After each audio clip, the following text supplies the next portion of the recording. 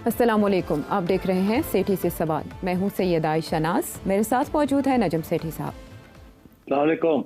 मशरक़ वस्ता की सिचुएशन जिसमें इसराइल हमले कर चुका था ईरान पर, जिसके बाद ईरान की जानिब से कहा गया था कि वो बदला लेगा, दर्दनाक इंतकाम और सुर्ख परचम लहरा दिए गए थे ईरान में, जिसके बाद ईरान की जानिब से भी जवाबी कार्रवाई की गई है, जिसकी तफसीलात सामने आ रही हैं। इसराइल की जानिब से बाकायदा तस्दीक तो नहीं की जा रही, लेकिन ऑपरेशन ट्रू प्रॉमिस 3 ये नाम रखा गया ईरान की जानिब से इस ऑपरेशन का, और बाकायदा पूरी दुनिया में जो सोशल मीडिया है उस पर फुटेजेस शेयर की जा रही हैं जो अटैक किए ईरान की जानिब से बैलिस्टिक मिसाइल के जरिए।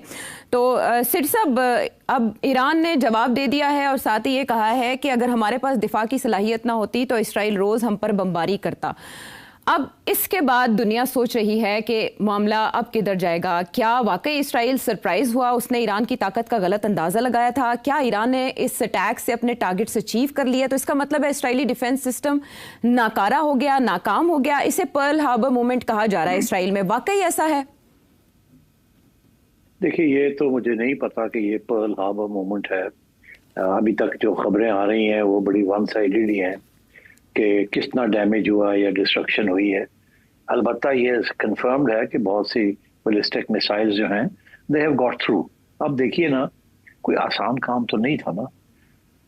सबसे पहले जब मिसाइल्स ईरान से चलती हैं तो सबसे पहले उनको कन्फ्रंट किया जाता है इन साइप्रस, जहाँ ब्रिटिश बेसिस हैं।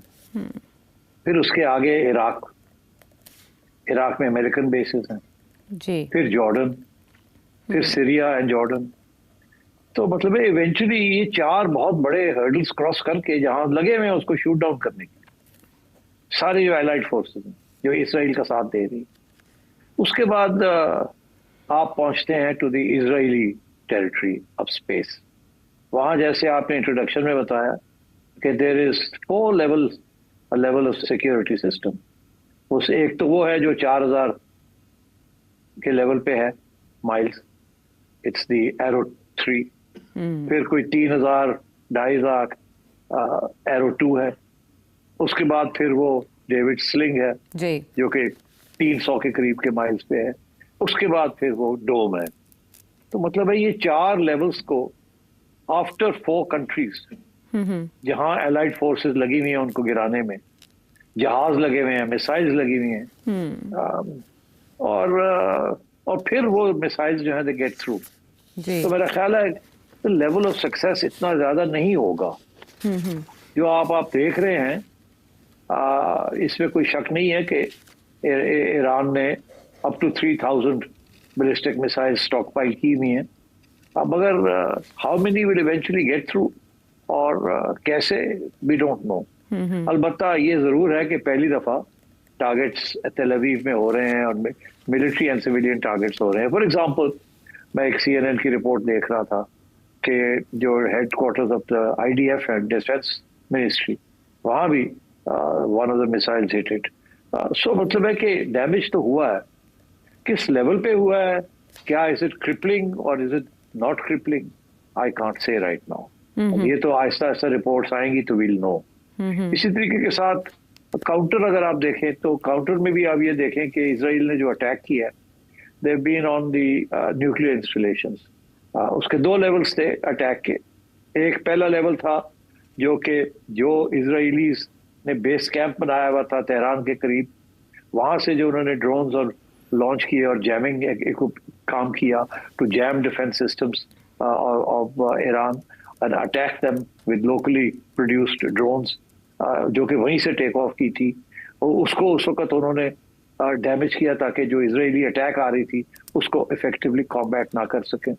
और उसके बाद as you know they sent in their aircraft, they only attack nuclear installations and सब मिलिट्री टारगेट्स। बट साथ साथ उन्होंने domestically on the ground they have also assassinated top Iranian military leaders. जिसका ये मतलब है कि ये काफी देर से ये प्लानिंग हो रही थी और इसके 2 कॉन्सिक्वेंसेस थे, मगर I will come to the consequences. So कितना डैमेज इजराइल ने किया वो तो हमें नजर आ रहा है। Military leadership has been knocked out but replaced by second level, और ये काफी अरसे से ये असैसिनेशंस हो रहे हैं। एज यू नो, पहले रेवोल्यूशनरी गार्ड्स का कि लोगों को अटैक किया गया, असैसिनेट किया गया। ये पुरानी टैक्टिक्स हैं इसराइल की। आपने देखा हमास और हिजबुल्लाह के खिलाफ भी उन्होंने ये ग्राउंड इंटेलिजेंस के जरिए और इलेक्ट्रॉनिक इंटेलिजेंस के लिए लोगों को टारगेट करके असैसिनेट किया, और अब यहाँ भी इन्होंने ये किया है।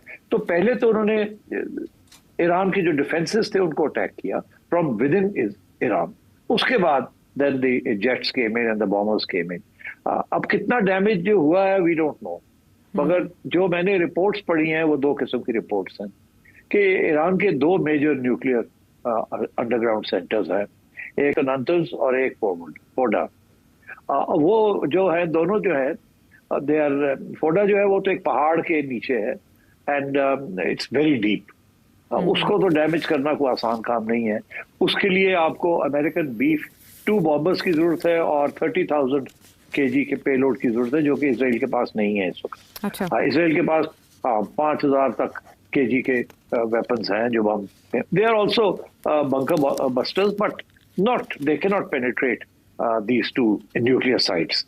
जो नातंज है वहाँ वो ज्यादा डीप नहीं है, वो 150 फुट के करीब है। जो दूसरा है वो तो बहुत ज्यादा 300 से भी ज्यादा फुट के करीब है। तो इसलिए आई थिंक, मेरा नहीं ख्याल, ऊपर से तो डैमेज जरूर हुआ होगा, जैसे एक अर्थक्वेक आती है नीचे तो वो तो हुआ होगा, बट मेरा ख्याल है वो इररेपरेबल नहीं है, वो उसको रिपेयर किया जा सकता है। अच्छा। सो मेरा ख्याल है कि न्यूक्लियर प्रोग्राम को नॉकआउट नहीं किया। सेंट्रीफ्यूजेस जो बना रही हैं they are still, they must be operative और they must have stopped operation, वो फिर भी वापस आ जाए। तो आई डोंट थिंक कि ज्यादा न्यूक्लियर को ज्यादा डैमेज किया है, वो फिर 6 महीने साल के अंदर ऑपरेटिव हो जाएंगे अगर ये चीज रुक जाती है तो। मगर इजराइल ने यही कहा कि they will keep coming back and keep attacking these places. तो इसका मतलब है अभी और डैमेज करने का इम्कान है। तो एक तरफ से ये है, दूसरी तरफ ईरान ने भी कहा कि we will continue firing ballistic missiles. तो मेरा ख्याल है ये थोड़ी देर तो और चलेगा, बट मैं यहाँ से थोड़ा हट के कहीं और जाना चाह रहा हूँ। मैं आपको ये कहना चाह रहा हूँ कि क्या इस अटैक का was the aim to knock out the nuclear programme जी, या कोई और एम था? सवाल ये उठ रहा है, सवाल यही उठ रहा है कि जैसे इराक में बहाना बनाया गया था मास डिस्ट्रक्शन वेपन्स का और अटैक किया गया था, इस तरह से यहाँ भी ये बहाना बनाया गया है कि न्यूक्लियर प्रोग्राम को सबोताज करना चाहता है इसराइल और अपने लिए ख़तरा समझता है अपनी बका के लिए। इसमें किस हद तक इंतजामात में हकीकत है जो हमले का जवाब बने? आप सही कह रहे हैं, मेरा भी यही ख्याल है।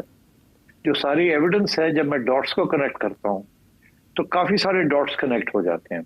एक तो ये है कि नेतन्याहू एंड अदर एनालिस्ट वो रिकॉर्ड पे हैं जिन्होंने कहा था कि पहले ये लिबिया और सीरिया और लेबनान और हमास और हिजबुल्लाह और इनको हम खत्म करेंगे and then finally we will turn to Iran. अच्छा, अब बात यह है कि ईरान के अंदर क्या करेंगे? अब let me answer one question कि ये न्यूक्लियर के ऊपर अटैक थी जो इजराइल कहता है कि हमें न्यूक्लियर से खतरा था इसलिए हमने ये अटैक किया। अभी हाल ही में गालबन मार्च के अंदर मैंने एक स्टेटमेंट पढ़ा था फ्रॉम तुलसी गबार्ड, जो कि अमेरिका की नेशनल इंटेलिजेंस एजेंसी की हेड है। उन्होंने एक इंटरव्यू के अंदर in front of Congress, some elements of Congress committee, ये कहा है और ये चेक किया जा सकता है, मैंने खुद पढ़ा है। उन्होंने कहा है कि Iran is nowhere near creating building a nuclear bomb जी, और कोई इसी किस्म का इम्कान नहीं है कि वो न्यूक्लियर बॉम्ब बनाने जा रहे हैं या वो बनाएंगे। और यहाँ तक जो बेसिकली जो इंडिपेंडेंट एनालिस्ट हैं वो ये कह रहे हैं कि अयतुल्लाह खमेनी जो है, जब इन्होंने 2018 में जब बातचीत हो रही थी 18-20 में विद डोनाल्ड ट्रंप और वो ट्रीटी को चेंज करना चाह रहे थे, तो उस वक्त अमेरिका कन्विंस था कि एज लॉन्ग एज ये लीडरशिप जो है, इन्होंने इनरिचमेंट बंद की हुई है, इन्होंने बिल्कुल इनरिचमेंट नहीं की और कोई इरादा नहीं है ईरान की लीडरशिप का to go ahead and make nuclear weapons or to enrich uranium up to 90% bomb making level। और वो ये कह रहे थे कि इनका सिर्फ इंटरेस्ट ये है ईरान का कि सैंक्शंस जो लगे हुए हैं ईरान के ऊपर उनको खत्म किया जाए और ताकि वो अपनी मईशत चला सके और अपने लोगों के लिए कुछ खुशहाली की बात करें। इतना अरसा हो गया कि दे आर अंडर स्ट्रेस। और कोई किसी किस्म के इंडिकेशन नहीं थी कि आयतुल्लाह खमेनी जो हैं वो बम बनाना चाहते हैं या उन्होंने कोई धोखा देना है। वो अपनी एग्रीमेंट जो की थी ओबामा के साथ उसको वो बरकरार रखना चाहते हैं। और ये अमेरिकन थे जो कि थोड़ी बहुत गड़बड़ कर रहे थे और इसीलिए उन्होंने सैंक्शंस बढ़ाने के लिए, कम करना नहीं बढ़ाने के लिए ये सारा वो पुरानी एग्रीमेंट को खत्म कर दिया था। तो सारी इंडिकेशंस यही थी कि Iran is not going ahead with making the bomb, nor is it going ahead enrichment. ये सारा ड्रामा कि जी 60% तक एनरिचमेंट हो गई है, नए नए सेंट्रीफ्यूजेस लग रहे हैं, बड़ी इफिशिएंसी से काम हो रहा है, दिस वाज नॉनसेंस। और ये अमेरिकन इंटेलिजेंस कम्युनिटी ने इसको तस्लीम भी किया था कि Iran is backed of from the nuclear thing. इस वक्त उनका स्ट्रेस इज ऑन सैंक्शंस, इसको खत्म किया जाए। और यहाँ जो था द ऑपोजिट कि सैंक्शंस बढ़ाए जाएं और प्रेशर डाला जाए। मतलब क्या ये सारी बात करने का मतलब ये कि Israel, America and Europe are not worried about the nuclear problem. ये जैसे वो आपने अभी खुद ही कहा, राइटली सो, कि सद्दाम हुसैन के ऊपर वेपन्स ऑफ मैस डिस्ट्रक्शन का इल्जाम लगा के और इन्वेड कर लिया। इसी तरीके के साथ इल्जाम ईरान पे न्यूक्लियर का लगा के what they really want is regime change. यही वो इराक में भी चाहते थे और यही वो सीरिया में भी चाहते थे और यहाँ भी वो रेजीम चेंज चाहते हैं। और ये सारा कुछ जो हो रहा है ये रेजीम चेंज। अच्छा, अब क्यों रेजीम चेंज? अगर वो न्यूक्लियर भी नहीं बना रहे और अब हमास और हिजबुल्लाह भी खत्म हो गए हैं इन द सेंस ऑफ कि ईरान ने उनको भी सपोर्ट करना बंद कर दिया है या मजबूरी से, तो फिर प्रॉब्लम क्या है? फिर अगर हमास और हिजबुल्लाह भी टेक आउट हो गए हैं, सीरिया गिर गया, इनके हाथ में आ गया है, ये दो बहुत बड़े आउटपोस्ट थे। सीरिया के जरिए भी बड़ी सपोर्ट मिल रही थी रेजिस्टेंस को, हिजबुल्लाह को और हमास को, और अब वो भी खत्म हो गई है, वो भी टेक ओवर कर लिया अमेरिका ने। और उधर हमास और हिजबुल्लाह को इन्होंने डेसिमेट कर दिया है या कुछ हद तक मतलब खत्म कर दिया है या एलिमिनेट कर दिया है या डिग्रेड कर दिया है, जो भी आप समझे। तो फिर ईरान के साथ इस वक्त ये करने की क्या जरूरत है? और मेरा ख्याल है यहाँ हमें एक और एंगल की तरफ जाना चाहिए। क्या? और वो एंगल मैं आपको बता दूं which we should start thinking about, कि क्या ये सारा ड्रामा जो हो रहा है जी, जिसके ऊपर ईरान के ऊपर फोकस है, क्या ये ईरान का मामला है या कोई और मामला है, या खेल आगे जो कि रेजीम, हाँ, जो कि अब आगे जाके आपको समझ आएगी वो क्या है। मैं एक स्पेकुलेशन करता हूँ थोड़ी सी, अगर आप इजाजत दें तो। जी। अच्छा, वो ये कि आपको पता है इस वक्त वेस्टर्न वर्ल्ड बड़ा परेशान है, स्पेशली अमेरिका, कि ब्रिक्स जो है उनके हाथ से निकल रही है और चाइना और रशिया जो है they are creating a new bloc. और उस ब्लॉक का बहुत बड़ा हिस्सा जो है, important part is Iran. America is worried about the new bloc that is coming online, जो कंपटीशन में आएगा with America and the West, which is BRICS. BRICS को इनलार्ज किया जा रहा है, अभी पाकिस्तान को भी उसमें डालने की कोशिश की जा रही है, वो क्या इनवाइट किया गया। और ब्रिक्स की लीडरशिप जो इस वक्त 3 ममालिक के पास है, इंडिया के पास अब नहीं रही, अब चाइना, रशिया और ईरान के पास आ रही है। और वो जो पुरानी ब्रिक्स थी, Brazil, Republic of south Africa, India and so on, वो जो थी वो अब उसकी वो अहमियत नहीं रही, बहुत बड़ी इलाज हो रही है वो जी, और एक अलग एक ब्लॉक बनने जा रहा है जिसके अंदर अब सबसे ज्यादा खतरा चाइना से आ रहा है। तो अब चाइना और रशिया को तो ये टेक आउट नहीं कर सकते। रशिया को तो इन्होंने यूक्रेन में फंसाया हुआ है और अब चाइना को ये फंसाना चाह रहे हैं कहीं ना कहीं, ये जो टैरिफ वॉर्स है और ये सारा ड्रामा कर रहे हैं। मगर इधर ईरान को they have targeted Iran. So my sense is that we should look out for a bigger strategy behind this regime change in Iran, क्योंकि अगर वहां प्रो अमेरिकन रेजीम आ जाती है तो फिर ऑब्वियसली ब्रिक्स जो है वो साबोटाज हो जाएगा, because Iran is sitting on the border of Russia and so therefore they can create difficulties, और भी वहां फ्रंट्स खुल सकते हैं एंड सो ऑन। तो मैं ये समझता हूँ कि we should look out for, we should expose this attack on Iran as एक एक्सक्यूज कि जी आपने न्यूक्लियर वेपन की वजह से ये किया है, ये सारा ड्रामा है, कोई खतरा नहीं था। अयतुल्लाह ख़मेनी ने फैसला कर लिया था कि हम अपनी एनरिचमेंट रोक देंगे, and he was following the agreement with Obama, and they were only interested in getting their sanctions removed. उनके पैसे भी फंसे हुए हैं सैंक्शंस की वजह से, सख्त तकलीफ हो रही है ईरान को, उनकी specially the export of oil and so on. तो मेरा ख्याल है this is the real reason behind this attack by Israel. अगर इसको आप सामने रखें तो फिर आगे क्या होने जा रहा है, then you can maybe make some good predictions. और वो प्रेडिक्शन आप बहुत पहले कर चुके हैं, वो याद करवाना बहुत ज़रूरी है। 19 दिसंबर 2024 को क्या नक्शा खींचा था आपने? 225 जो है अगला साल, अच्छा, वो America and Israel will focus on Iran, they will focus on regime change and destruction of Iran's nuclear program. ठीक, ओके, उनकी ये टारगेट है। अच्छा, और अगर इस टारगेट में वो कामयाब हो जाते हैं, स्पेशली इन रेजीम चेंज, तो फिर मेरा ये असेसमेंट है कि in 2026 Israel and America will turn their attention to Pakistan. तो they will turn their attention to Pakistan and Pakistan nuclear programme. अच्छा, ये याद दहानी इसलिए भी ज़रूरी थी कि ख्वाजा आसिफ ने भी ऐसी ही बात की है और वॉर्न किया है मुस्लिम उम्मा को। उनका बयान शामिल करते हैं। आज मुस्लिम दुनिया जो है मुत्तहिद ना हुई और अपने अपने एजेंडे पे अपने अपने मफादात का तहफ़्फ़ुज़ करती रही, तो सबकी बारी आ जाए। इस वक्त तमाम मुस्लिम ममालिक जो है वो मिलके कोई ऐसी स्ट्रेटजी डिवाइस करें जिससे जो है इजराइल का जो है मुत्तहिद होकर मुकाबला किया जा सकता है। अच्छा, जब अब्राहम अकॉर्ड हुआ था सेठी साहब, तो वो आपने प्रेडिक्शन की थी या तबसरा किया था, तज्जिया किया था कि सऊदी अरब पहले इस तरफ आएगा, फिर उसके बाद पाकिस्तान पर भी दबाव बढ़ सकता है। लेकिन हमास के अटैक के बाद ना सिचुएशन बिल्कुल ही बदल चुकी है 180 डिग्री।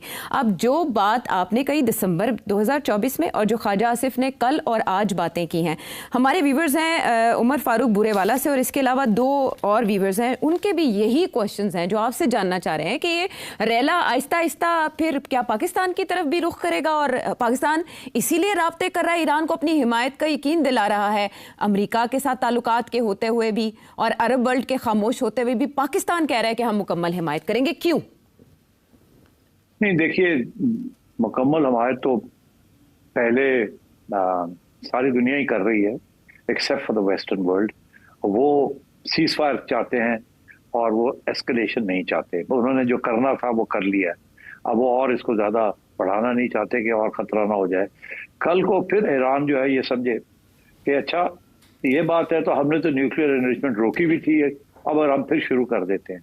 और ये ना हो, क्योंकि ईरान सीरिया नहीं है, ईरान लेबनान नहीं है, ईरान इजिप्ट नहीं है, एंड सो देयरफॉर, और सबसे ज़्यादा इस वक्त ईरान की हिमायत चाइना और रशिया कर, they are very solidly behind Iran. अभी मैंने सुना है कि रशियन स्टेटमेंट्स आ रही हैं, अब आनी शुरू हो गई हैं कि रशिया को भी बात समझ आ रही है कि ये जो सारा कुछ हो रहा है, this is not only about Iran nuclear program, this is something more. And I think अब आप देखेंगे कि चाइना एंड रशिया ज्यादा अग्रेसिवली बात करेंगे, and I think because they see the threat that is coming. And I think Khawaja sahib ने जो बात की है मुस्लिम ममालिक की, देखिए ख्वाहिश तो बड़ी नेक है, इसमें तो कोई शक नहीं, मगर ये जो नेशन स्टेट है ना, 20th सेंचुरी और 19th सेंचुरी का फिनोमेनन, इसमें मजहब जो है doesn't play a part in state policy. सिर्फ जहां इनकलाब आया हो, इस्लामी इनकलाब आया हो, जैसे ईरान में आया, तो फिर yes it plays a part, जैसे कि ईरान के अंदर it has played a part. जैसे कि सोवियत यूनियन के अंदर जब सोवियत इनकलाब आया था तो सोशलिस्ट थॉट को प्रमोट करने की बात, एक्सपोर्ट करने की बात आई, मगर मॉडर्न डे सोवियत यूनियन तो स्प्लिट हो गया ना, उसके बाद टूट गया। तो now socialism is not a part of the ideology of Russia. इसी तरीके के साथ चाइना बड़ा रियलिस्टिक हो गया और प्रैग्मेटिक हो गया, they are not exporting revolution. और ईरान ने भी Aahista Aahista was coming to a position where they would have stopped exporting revolution or Islamic revolution. तो इसलिए मेरा ख्याल है that was one of the reasons that they realized कि अब the Islamic government and revolution जो है वो उसमें से स्टीम निकल रही है, भाप निकलनी शुरू हो गई है, because लोग तंग है वहाँ, and they have not been able to deliver, and the sanctions जो हैं they've hurt them very badly, और उनके जो proxies थे उनको one by one over a period of time they have been taken out और डिग्रेडेड। तो इसलिए मैं समझता हूँ कि ईरान की तरफ से अब उस किस्म का खतरा नहीं था। अब मेरा ख्याल है बिगर गेम आ गई है। अब मुस्लिम ममालिक, जो ख्वाजा साहब ने बात की है, एज आई सेड, कायश तो बड़ी नेक है, बट दीज आर स्टेट्स। वो तो ना, उनकी पॉपुलेशंस होंगी Muslim, but they are not Islamic states. They are not exporting Islam और एक्सपोर्टिंग रेवोल्यूशन। और उनके जो स्टेट टू स्टेट रिलेशंस है are not based on religion, they are based on secular state interests. This is always the case. तो अब इस Iran का भी यही हो रहा था।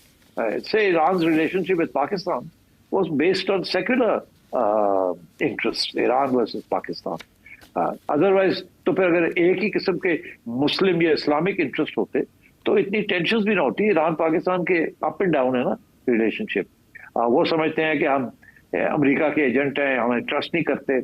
हम कहते हैं कि ये तो रेगुलर में है, इन्हें प्रैग्मेटिज्म भूल गए हैं and so on, and we don't know ये साथ देंगे कि नहीं साथ देंगे। फिर ईरान के भी जो स्टेट टू स्टेट इंटरेस्ट है, मैं एग्जांपल देता हूँ आपको। ईरान ने चाबहार पोर्ट जो है वो इंडिया के हवाले कर दी है, which is going to be competitor of Gwadar and of Karachi. और इंडिया को एक एक्सेस मिल जाएगी into Afghanistan and Central Asia in competition with Pakistan. तो जाहिर है we would have been very upset कि ये आपने क्या किया। अगर उन्होंने अपने इंटरेस्ट देखे, उन्होंने इंडिया के हवाले कर दिए। इंडिया जो है वो उन्होंने हमें सपोर्ट किया है ऑन द वॉर, कंडेम किया है इंडिया की attacks on us, but at the same time India के साथ बिजनेस कर रहे हैं वो ठीक ठाक किस्म की। तो मतलब है this is the way it happens. तो ये मुस्लिम ममालिक जो हैं, बड़ी गनीमत है कि ये OIC वाले जो हैं ये इकट्ठे हो गए हैं कंडेम करने के लिए। OIC ने तो आज तक सवाए लिप सर्विस के कश्मीर कॉज को भी नहीं तस्लीम किया, और ये पैलेस्टीनियन कॉज को भी सही तरीके से तस्लीम नहीं किया in terms of giving concrete help. तो सो यू नो, वो तो अब MBS जो हैं वो हटे हैं पीछे फ्रॉम द अब्राहम अकॉर्ड्स। अब वो लीड भी कर रहे हैं OIC को। अब थोड़ी सी इंडिपेंडेंस आ रही है इनके अंदर, हालांकि they very close to America. America के साथ सब कुछ चल रहा है इनका, मगर यहाँ आके वो इसराइल के खिलाफ तो पोजीशन लेंगे। मगर सो आई थिंक ये ख्वाहिश अच्छी है, मगर आप एक्सपेक्ट कुछ ना करें फ्रॉम मुस्लिम कंट्रीज कि उनकी रियासतें जो हैं वो यूनाइट होकर इसराइल के खिलाफ कोई एक महाज बनाएंगी या they will end up fighting with Israel. I don't think that's going to happen. आप भी नहीं करेंगे और भी नहीं करेंगे। ये लिप सर्विस है पार्लियामेंट के अंदर खड़े होकर दंदन आना, और ये अच्छी बात है, कम से कम ये तो होना चाहिए, और यूनाइटेड नेशंस के अंदर। मगर क्या कोई कॉन्क्रीट हेल्प देंगे आप पैलेस्टीनियंस को? आई डोंट थिंक सो। ठीक है, ईरान का रिस्पांस और मुस्लिम दुनिया का रिस्पांस, इस पे तबसरा सिटी साहब ने किया। ज़ाहिर है इसका जायज़ा अमेरिका और इसराइल भी ले रहे होंगे। तो इसके बाद सिचुएशन स्टेज 2 में अगर जाती है तो क्या टॉक्स फर्दर जारी रहेंगी? जौहरी मुज़ाकरात जो अमेरिका के साथ होने हैं, बातचीत होनी है, या ईरान उनसे निकल जाएगा और इसराइल मज़ीद हमले करेगा? ब्रेक के बाद आके जवाब लेंगे।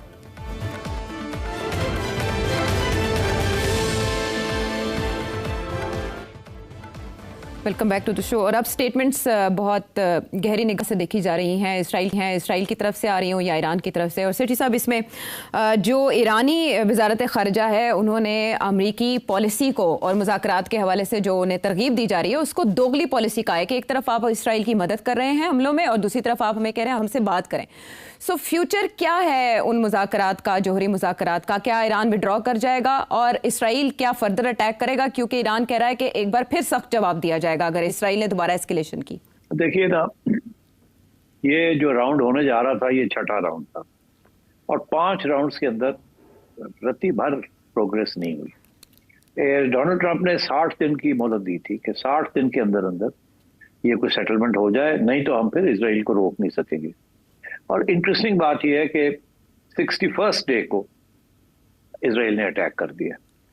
इसका ये मतलब है कि इसराइल एंड अमेरिका इकट्ठे थे इस सब चीज के अंदर।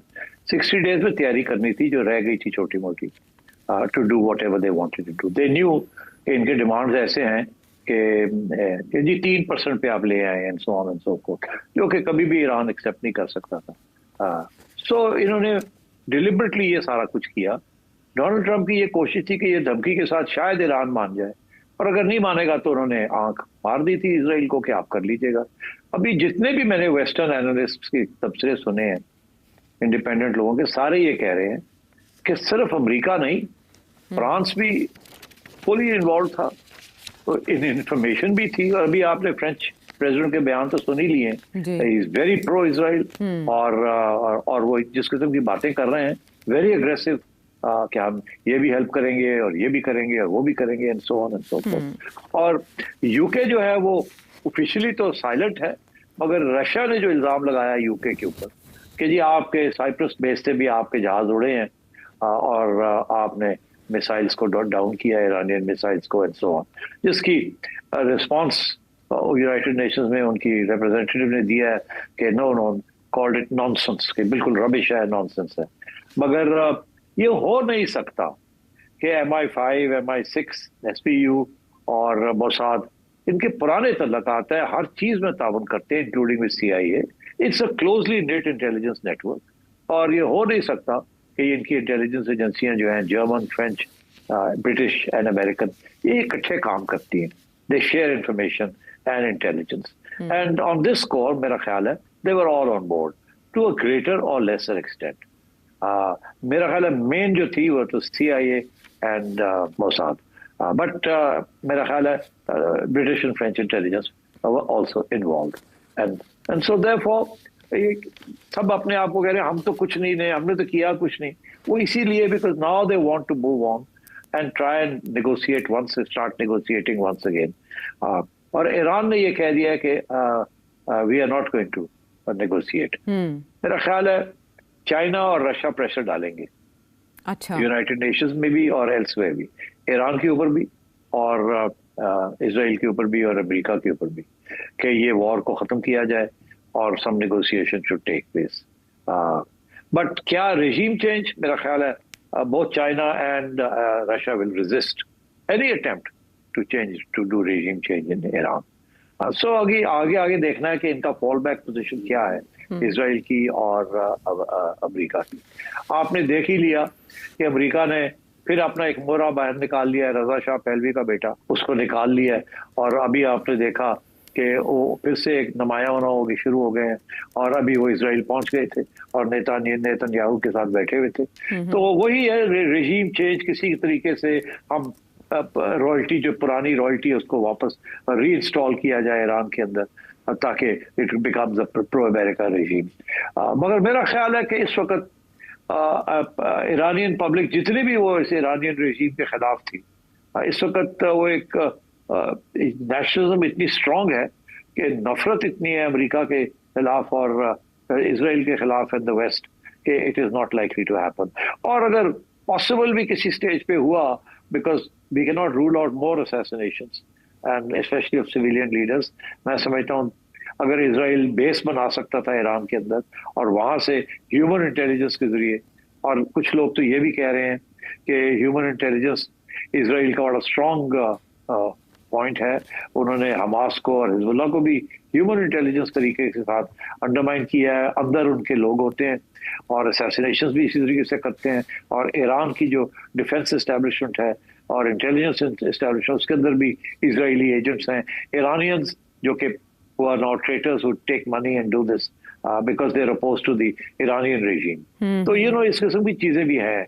तो अब आगे देखना है कि where will this take us? It's very difficult to predict कि ईरान जो है वो क्या संभाल लेगा इरानियन रेजीम इस सारी चीज को, या आहिस्ता आहिस्ता उनके हाथ से स्लिप कर जाएगी।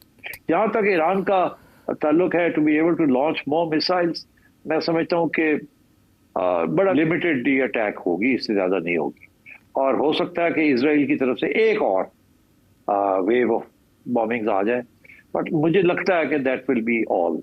उसके बाद I think cease fire may be arranged. लेकिन ऐसे में दो बातें और भी हो रही हैं सेठी साहब, एक तो ये कि ईरानी रहबर आला को भी निशाना बनाया जा सकता है अगले फेज में, और ये कि ईरान न्यूक्लियर तजुर्बा भी कर सकता है दुनिया को एक मैसेज देने के लिए। तो इन दोनों में से क्या पॉसिबिलिटी आपको लगती है? और मीनवाइल इंडियन इन्वॉल्वमेंट की बात की जा रही है कि कुछ अरेस्ट हुई हैं ईरान के अंदर, ह्यूमन इंटेलिजेंस के पर्सपेक्टिव में बात कर रही हूँ मैं आपसे। इसमें कोई शक नहीं है that it's quite possible that Indian agencies may be involved also. Don't forget, Indian intelligence raw का तो तल्लुक Iranian इंटेलिजेंस के साथ है ना, और इसीलिए तो इंडिया ईरान के बॉर्डर से वो कुलभूषण साहब आए थे, आए थे ना जी, ईरानी पासपोर्ट के साथ आए थे। ईरानी पासपोर्ट के साथ, और ये चाबहार वाली सारा ड्रामा जो है, तो रॉ वहां भी तो तल्लकात है ना, तो डबल गेम्स तो होती है इंटेलिजेंस एजेंसियों के अंदर। देखिए बड़ी इंटरेस्टिंग इसमें जो सर्कमस्टांशियल एविडेंस है, सर्कमस्टांशियल एविडेंस ये है कि ये जो सारा ड्रोन्स का चक्कर है ना, ये वेस्टर्न मिलिट्री एक्सपर्ट्स जो हैं वो बड़े एक इंटरेस्टिंग बात कर रहे हैं। वो कहते हैं जो यूक्रेन के अंदर जो ड्रोन इस्तेमाल किया है वेस्ट ने, उसका स्टाइल वही है ऑपरेशंस का जो कि इंडियन ने पाकिस्तान के खिलाफ इस्तेमाल किया जी, और जो कि अब Israeli forces with in Iran उन्होंने वहां से जो ड्रोन्स लॉन्च किए हैं अगेंस्ट ईरान डिफेंस सिस्टम जी, न्यूट्रलाइज करने के लिए, अंडरमाइन करने के लिए, एरोड करने के लिए, they are the same, it's the same sort of attempt to jam and to create a blanket jamming effort, ताकि आपके डिफेंसेस कामयाब ना हो। दिस इज व्हाई इंडिया ने पहले ड्रोन्स लॉन्च की थी अगेंस्ट पाकिस्तानी डिफेंसेस, ताकि इंडिया के जब एयरक्राफ्ट आए तो they can get a safe passage. इसी तरीके के साथ ईरान के अंदर भी इन्होंने यही किया, उनके डिफेंस, इसीलिए ईरान को समझ नहीं आई उनका हो क्या गया, उनका डिफेंस सिस्टम ही बैठ गया। And similarly in Ukraine, this is exactly the sort of tactics that the West has used or Israel has used. तो मैं ये समझता हूँ कि ये सारी चीजें आहिस्ता आहिस्ता इनके ऊपर रोशनी पड़ेगी और नजर आएंगी हमें कि ये नेक्सस क्या है, Israel, India, USA, France, Germany and so on. ठीक है, क्लैरिटी वक्त के साथ साथ आएगी। बहरहाल ईरान की जानिब से वार्निंग दे दी गई है फ्रांस को भी और बरतानिया को भी कि आप साथ मत दें इसराइल का, वरना आपके अड्डों को भी निशाना बनाया जा सकता है। तो ईरान के पास क्या ऐसी सलाहियत है, ये बताएंगे, और भी बहुत से सवाल।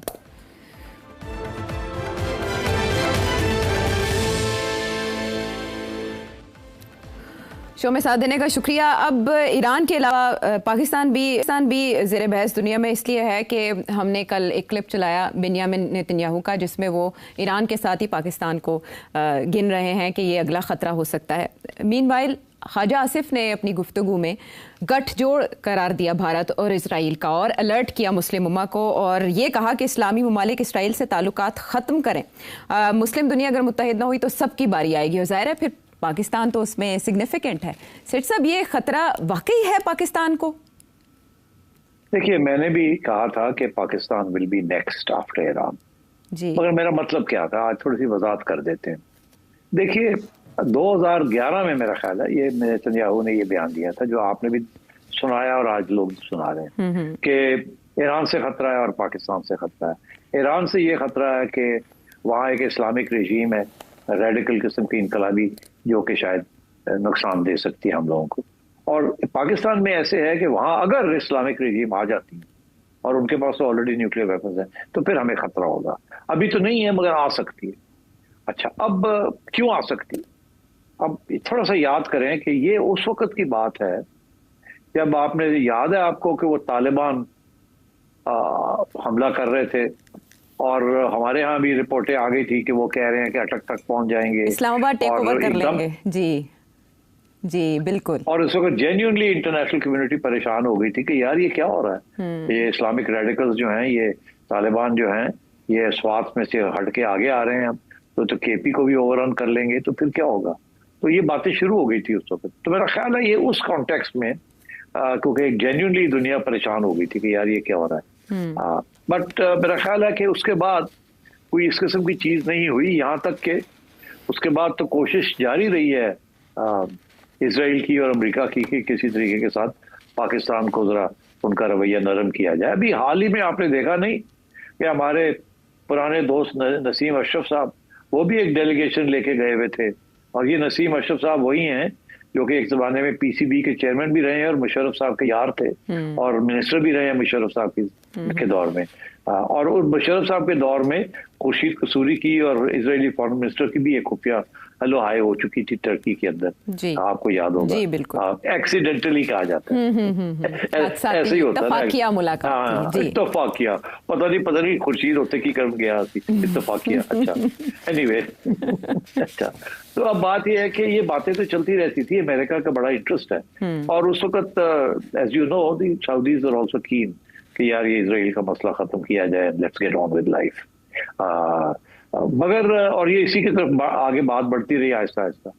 मगर अब ये जो इजराइल और इंडिया का जो नेक्सस बन चुका है, this has been very worrying for Pakistan. एक जमाना था, मैं खुद सुनता था serving and retired military officials को, वो कहते थे कि हमारा प्रॉब्लम क्या है इजराइल के साथ, Palestine is not our problem, तो हमारे तो बड़ा नुकसान हो रहा है, इजराइल इतना इंडिया के करीब हो गया है, इंडिया की हेल्प कर रहा है, हमें नुकसान हो रहा है, तो what's the problem, we should also have a relationship with Israel. ये हमको क्यों खुली छुट्टी दी हुई है इंडिया को कि वो मोनोपोलाइज कर ले, हमारा क्या प्रॉब्लम है पैलेस्टाइन का। और याद रहे कि ज़ियाउल हक साहब के ज़माने में, Ziaul Haq sahib was then a brigadier and he was commanding a brigade, जबकि पीएलओ के खिलाफ ज़ियाउल हक साहब ने अपनी ब्रिगेड इन जॉर्डन को यूज करके और पीएलओ के खिलाफ एक्शन लिया था। तो मतलब है हमारे तो इस किस्म का रोल भी रहा है, very pro America and anti Islamic radicals. This is before Zia became army chief. उस वक्त तो he was just brigadier in charge of a contingent in Jordan, उसकी डिफेंस के लिए था वो, तो उसने तो पैलेस्टीनियंस को मार के निकाल दिया था। एनीवे, तो मैं ये कह रहा हूँ कि तो ये चीजें चलती रहती हैं इजराइल के बारे में। आजकल situation obviously because of the recent ये जो कॉन्फ्लिक्ट हुई है with Pakistan India, Israel played a very major role helping India, इसलिए suddenly we woken up to this. मगर जब मौलाना फजल रहमान ये बात करते हैं और कहते हैं कि जी Israel is the enemy and etcetera, तो उस वक्त लोग तवज्जो नहीं देते उस चीज को। मगर आपने देखा इमरान खान के brother in law, x brother in law, किस तरीके से कितने बहुत बड़े हामी हैं ऑफ इजराइल, एंड सारा वक्त वो उनकी सपोर्ट में बात करते हैं, सो on and so fourth. Anyway, Imran is not responsible for his brother in law, although वो उनके रिकॉर्ड में शो करता है कि बड़े करीब थे, उनकी इलेक्शन के अंदर भी इमरान खान ने उनकी हमायत की थी यूके के अंदर, and so on. But anyway, that's not relevant right now, but I just thought I mention कि हमारी relationship with Israel and the Jewish lobby has been, you know, dubious, up and down. तो खैर आज के situation तो ये है कि वी फील द थ्रेट, मगर मैं नहीं समझता कि इजराइल की तरफ से there is any real threat. वो थ्रेट उस वक्त आएगी जब आप कोई इस किस्म की हरकत करेंगे जिसके साथ globally you become a threat. तो आप तो कभी भी you are not in the business of exporting nuclear weapons, nuclear technology, ना ही आप एक रेडिकल इस्लामिक रेजीम है, आप तो बड़े प्रैक्टिकल किस्म के लोग हैं। थ्रेट इसराइल से नहीं है, लेकिन इंडिया से तो है, जो हमारी बगल में बैठा है सेठी साहब, वो तो बरकरार है, अपनी जगह पर मौजूद है आज भी। That's true. That's true. And there are so many things अभी भी जो बाकी हैं। ज़ाहिर है सिचुएशन अभी भी इस तरह का ही शिकार है, जंग के बादल अब भी मंडला रहे हैं। जब तक सीज़ फायर नहीं होता या मुज़ाकरात की टेबल पर ईरान अमेरिका के साथ नहीं बैठता, बातचीत आगे नहीं जाती, तो इसके लिए किरदार कौन अदा कर सकता है, ये एनालिसिस में आपने जाना। अपने सवाल अगर आप जाते जाते ये कह दूं, बी केयरफुल, इंडिया जो है वो अपना टाइम ढूंढ रहा है टू अटैक अगेन। यस, इसीलिए मैंने आपसे ये सवाल पूछा। और अगर आप व्यूअर्स कोई सवाल पूछना चाहें इसी कॉन्टेक्स्ट में या इसके अलावा भी, तो इस नंबर पर हम तक के लिए ले जा सकते हैं।